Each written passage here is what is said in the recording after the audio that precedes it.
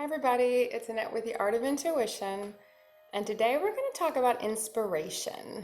A lot of the topics we've covered lately have been on the heavier side, so I felt like lightening it up today quite a bit and talk about inspiration, what inspires us, what makes us, what activates us. So I guess the first thing we need to understand is what is really inspiration.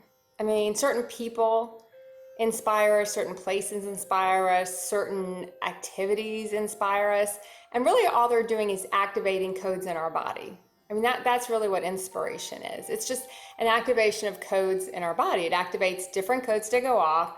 It unleashes more enlightenment, more knowledge, and then we move on to another activation. So you might remember being super activated by, we used a person, for example, because people normally are big activators for me.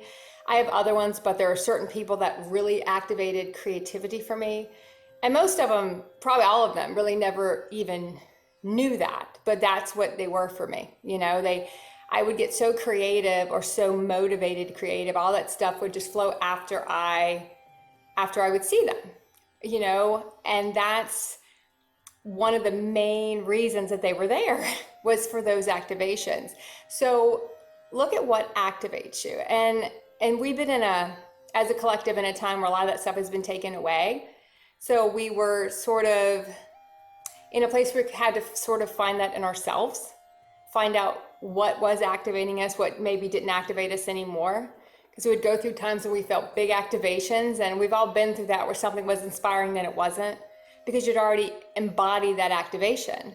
So you didn't need it anymore. You now moved on to something else. Now either if it was a person, that person would shift, and then it would become an activation again for you, or they wouldn't, and you would kind of just go your separate ways because it wasn't inspiring anymore. They'd already done their job and activated one level for you, in a sense, one part of you, and it was time to go on to something or someone else or something else that would activate something else.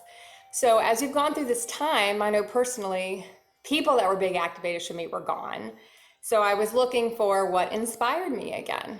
And it's been a little bit of a up and down struggle for me personally, like trying to figure out what was inspiring me. And eventually, as always, the more it just activates us from within ourselves. So all these people, places, or things just activated more within us so we could hold more.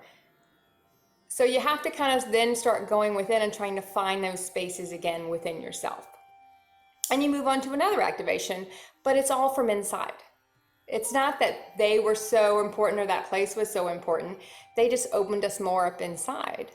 So look at what inspires you.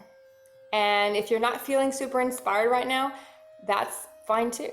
We go through a lot of our enlightenment process where we're not inspired. We're kind of just, we don't feel it at all. And I know that's been some of me in this journey, especially right now. I haven't had a lot of inspiration. I haven't felt like putting a lot of stuff out. I just haven't had it. And in the kind of work I do, if you don't feel it, you really can't put it out there because you can tell right away, it's just empty. You know, there's nothing in it. So I don't want anyone to beat themselves up if they don't feel inspired, but just look at what have in the past inspired you. I think that's always kind of interesting. The people that used to, the people that are now, the places that are, things you enjoy doing, like they're and just think of it, it's an activation. It's not so much about that person or that place or that thing. They're just activations, and they were supposed to inspire us and push us to the next level of an activation. But really, they don't inspire us anymore because we've already achieved that level of inspiration. We've already achieved that activation. We've already embodied it. So it's not that we lost it in a sense that they're gone or that we're not in that place anymore. That thing doesn't give it to us anymore, because it's not really that. It's just that we've embodied that and now we move on to something else. We're always moving. And you don't like to say moving up or moving down, but we're always moving to higher levels of consciousness and to more things that will enlighten us and inspire us. So if a rock inspires you, it doesn't even matter what it is. If you get inspired by a rock and you bring that rock inside and it is the most inspiring thing in the world, then just enjoy that. Live with that inspiration. Don't judge what it is. For a while, I judged the things that did inspire me. And then you get back in the whole judgment cycle, which this is not that video. This is inspiration. But don't worry about what it is. And don't be concerned about what it was.